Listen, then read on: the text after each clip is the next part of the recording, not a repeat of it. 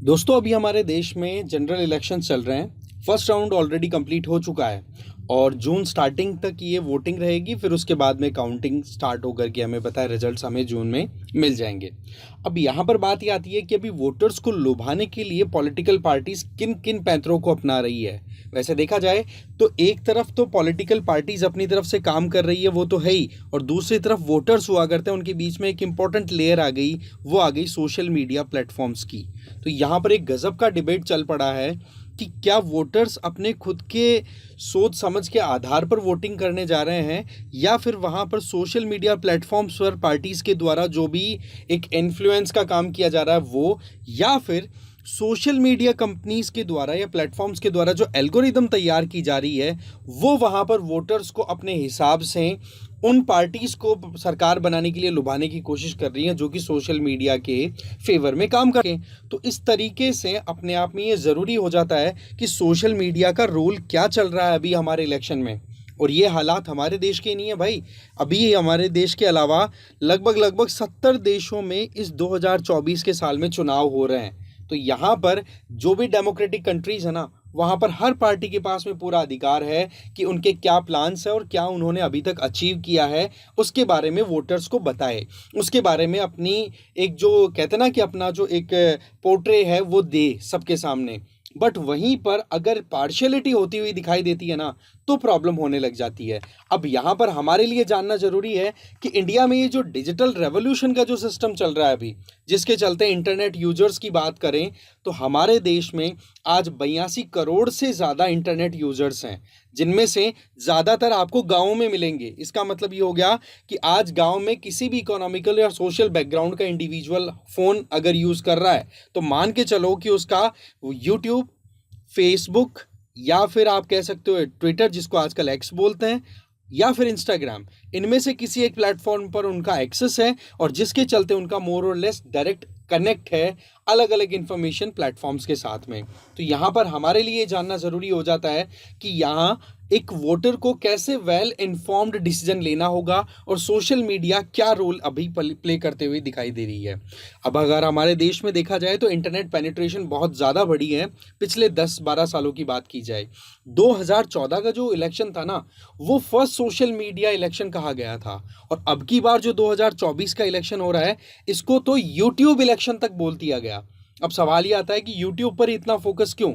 इसके पीछे कारण ये है, स्टार्ट्स हमारे पास में, कि हमारे देश में जितने भी इंटरनेट यूजर्स हैं ना उनमें से आप मान के चलो कि 87% यूजर्स है ना वो यूट्यूब पे मिलने वाली न्यूज़ पे बहुत ज़्यादा रिलाई करते हैं। उनको लगता है कि हमारे यहाँ पर यूट्यूब पर जो इन्फॉर्मेशन मिल रही है वो बहुत ही अथॉरिटेटिव मैनर में है, या फिर कहो कि कहीं ना कहीं एक प्रॉपर सोर्स के आधार पर वो इन्फॉर्मेशन गैदर करके आपको बताई जा रही है। दूसरा, हमारे देश में इंटरनेट की कॉस्ट है, वो कॉस्ट जो है, लागत है, वो बहुत कम है। आप देख सकते हो इटली और इजराइल के बाद में इंडिया नंबर 3 पर है। वहीं दूसरी तरफ यूएसए की बात करो तो यूएसए में तो बहुत ज़्यादा पैसा खर्च होता है, 500 रुपये पर जीबी के लगभग यूएसए में। हमारे 14 रुपये पर जीबी के हिसाब से हमारी कॉस्टिंग आती है। तो पॉइंट क्या आ रहा है कि सस्ता इंटरनेट और साथ में जो यंग एज पॉपुलेशन है, जिसमें मोटी बात करें तो 30 साल से कम उम्र के ज़्यादातर जो वोटर्स हैं, जिनमें फर्स्ट टाइम वोटर्स बहुत ज़्यादा हैं, उनको इन्फ्लुएंस करने की एक ज़बरदस्त होड़ लगी हुई है। अभी देखा जाए तो मिलियंस ऑफ डॉलर्स मतलब करोड़ों रुपए खर्च कर रही हैं पॉलिटिकल पार्टीज, जिनमें कोई एक पार्टी नहीं, जिसमें हम देखें तो बीजेपी सबसे ज़्यादा आपको पैसा खर्च करती हुई दिखेगी, बट वहीं पर कांग्रेस भी पीछे नहीं है और आम आदमी पार्टी भी पीछे नहीं है। वो बात सही है कि बीजेपी का जो अमाउंट है वो बाकी पार्टी से कई ज़्यादा है, बट देखा जाए तो यहाँ पर वोटर्स को इन्फ्लुएंस करने के लिए पब्लिक कॉन्फ्रेंसेस हो रही हैं, पॉडकास्ट हो रही हैं, डिफरेंट रील्स क्लिप्स ये निकाल निकाल करके शो किया जा रहा है, जिसमें एक तरफ बड़े बड़े लीडर्स, उन लीडर्स में हम मोटी बात करें ना तो आप देख सकते हो बीजेपी के मेन चेहरे कौन है, प्राइम मिनिस्टर मोदी।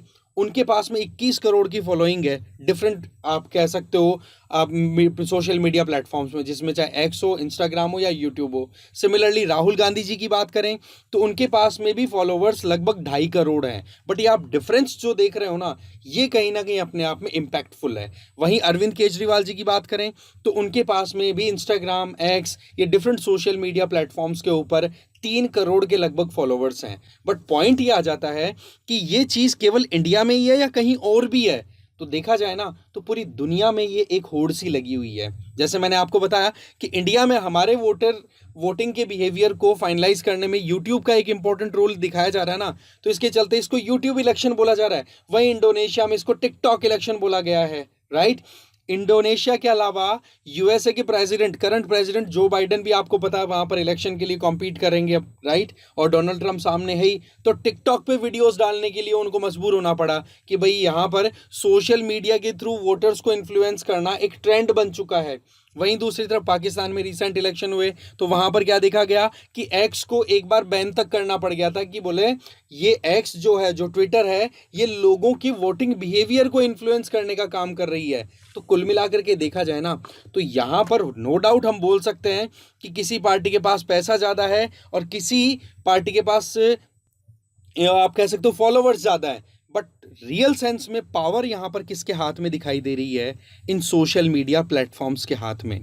क्योंकि अगर आप पैसा खर्च करके मान लो एडवर्टीजमेंट रन करा रहे हो, या फिर आप अपना इन्फ्लुएंसर्स के थ्रू कोलैबोरेशन करवा करके अपने वीडियोस को और अपने आइडियाज़ को लोगों तक पहुंचाने की कोशिश कर रहे हो, तो अल्टीमेटली जाने का रास्ता कौन सा है? रास्ता है सोशल मीडिया प्लेटफॉर्म्स। तो क्या ये सोशल मीडिया प्लेटफॉर्म्स की जो एल्गोरिदम्स है, जो पूरा कैलकुलेशन पीछे चलती है, वो एकदम ट्रांसपेरेंट है?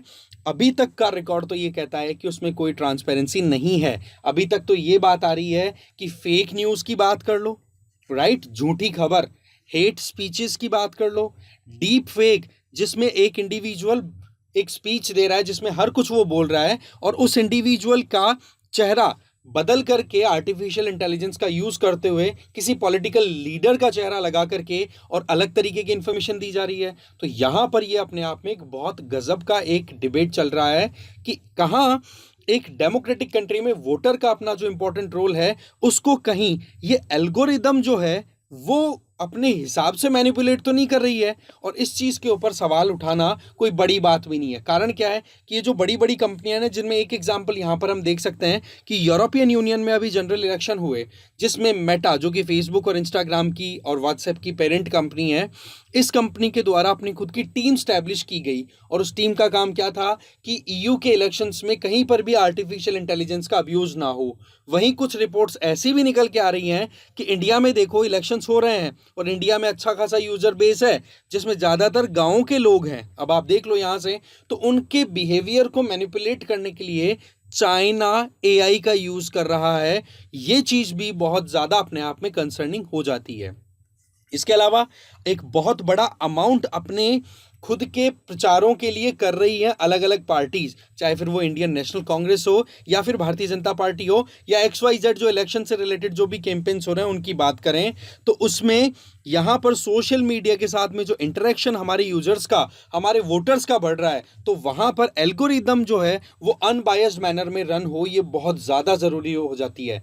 नहीं अदरवाइज़ क्या है कि आज के टाइम पे देशों में जहाँ पर भी चुनाव हो रहे हैं वहाँ पर पॉलिटिकल लैंडस्केप को चेंज करने में सोशल मीडियाज़ बहुत ज़्यादा इफेक्टिव साबित होती हुई दिखाई दे रही हैं। और इस चीज़ को हम हमारे देश में तो देख ही पा रहे हैं। इसके अलावा बड़े बड़े जो कहते हैं ना कि डेमोक्रेसी के शहंशाह अमेरिका जैसे कंट्रीज़ हैं, वहाँ पर भी ये बताया जाता है कि सोशल मीडिया के थ्रू कहीं ना कहीं वहाँ पर इन्फ्लुएंस किया जा रहा है। आज के समय देखा जाए तो इन्फ्लुएंसर्स का आप देख सकते हो कितना ज़्यादा राइज देखने को मिल रहा है, जो कि अपनी तरफ से कुछ मैसेजेस को प्रोपोगेट कर रहे हैं। बट यहाँ पर भी इशू क्या आता है कि पॉलिटिकल पार्टीज जो हैं वो अप्रोच करके इन सोशल मीडिया इन्फ्लुएंसर्स को अपने अकॉर्डिंग नैरेटिव क्रिएट करने की बात करते हैं। इसका मतलब क्या हो गया कि यहाँ पर ये सोशल मीडिया प्लेटफॉर्म्स है ना, ये नैरेटिव वॉर का एक प्लेटफॉर्म बन चुके हैं। तो तो यहाँ सबसे बड़ी बात क्या आ रही है कि सोशल मीडिया प्लेटफॉर्म और इंटरनेट एक्सेस है ना, ये एक double edged sword, that means दुधारी तलवार का काम कर रही है, जिसमें एक तरफ इंफॉर्मेशन आसानी से पहुंच रही है और दूसरी तरफ इंफॉर्मेशन गलत है कि सही, इसका पता लगाना मुश्किल हो रहा है। तो वोटर्स को सोर्स को वेरीफाई करना जरूरी है। दूसरा, किसी भी मैसेज को अगर फॉरवर्ड किया जाए तो सीधी बात है कि आप उसके बारे में ऑथेंटिसिटी उसकी चेक हो, उसके बाद में आप उसको अपनी तरफ से आगे फॉरवर्ड करो।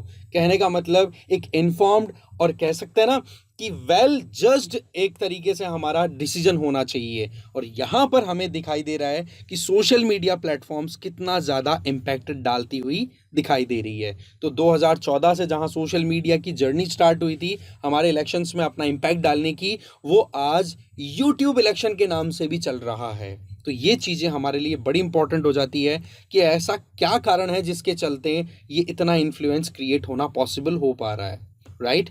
वैसे देखा जाए तो एक अपने आप में बड़ी इंटरेस्टिंग चीज़ क्या है, जो फर्स्ट फेज कंप्लीट हुआ ना उसमें 65% वोटिंग हुई है, जो कि पिछले 2019 के कंपैरिजन में 4% कम है।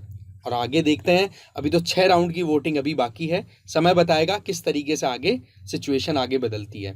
तो मोटा मोटा जो पॉइंट था वो यही था कि किस तरीके से हमारे देश में इलेक्शन को लेकर के बहुत ज़्यादा सोशल मीडिया के ऊपर एक तरीके से डिस्कशन चल रहा है, एक डिबेट चल रहा है। आप खुद देखो, आए दिन सुबह उठते हैं आप पोस्ट देखते होंगे, नोटिस किया होगा कि किस तरीके से लोग एकदम गर्मा गर्मी में हॉट डिबेट्स में उलझे हुए हैं। ठीक है, अब आपको क्या करना है, इस क्वेश्चन का आंसर दे देना है। बहुत ही इंटरेस्टिंग क्वेश्चन है, हो सकता है आपको मिल जाए। ओके, तो इस वीडियो में इतना ही। Thank you very much for watching this video.